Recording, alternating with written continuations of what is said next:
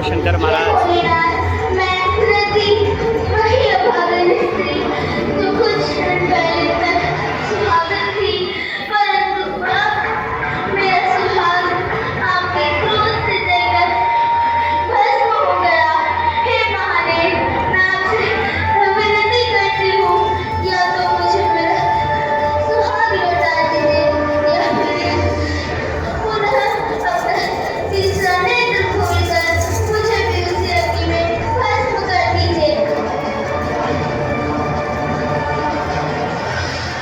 नहीं देवी, यह संभव नहीं है।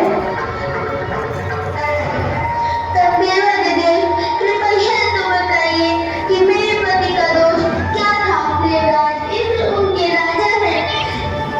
उन्होंने तो यह कार्य अपने राजा के आदेश से किया था।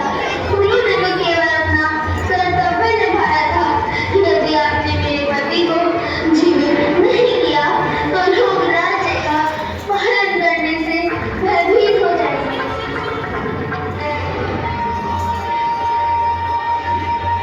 आपने तो मुझे संकट में डाल दिया देवी। अब आप जाइए, उसका प्रतीक्षा कीजिए। आपको अपने पति की प्रतीक्षा करनी होगी।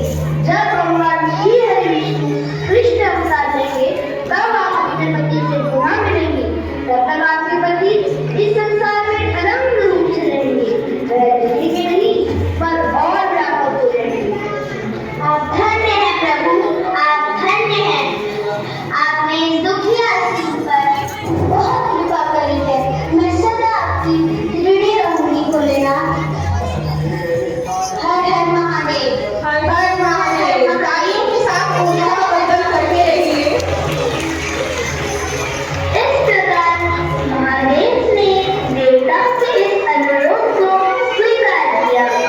महादेव मां पार्वती से मिलने और उनकी परीक्षा लेने के उद्देश्य से साधु का रूप धारण करके वन में आते हैं।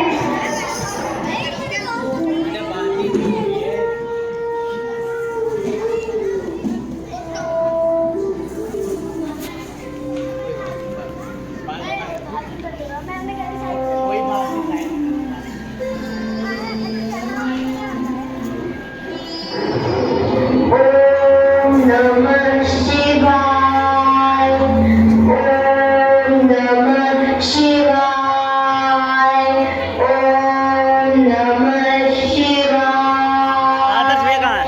ओम नमः शिवाय, ओम नमः शिवाय,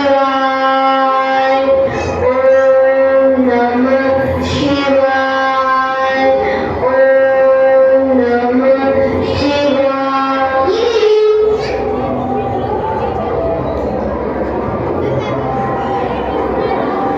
प्रणाम ऋषिवर। आप इतनी कठोर तपस्या किसके लिए कर रहे हैं? मैं महादेव को पति रूप में पाना चाहती हूँ, इसलिए मैं इतनी कठोर तपस्या कर रही हूँ। क्या क्या क्या? वो महादेव, वो शिव, वो भूरी, डोंगी, भस्मधारी, शमशान में रहने वाला शिव, क्या वो तुम्हारे योग्य भी है? तुम जैसी राजकन्या मेरे पति क्यों बनाना चाहती है? मेरा मन, मेरी आत्मा और मेरा संकल्प केवल शिव को पति रूप में स्वीकार करता है।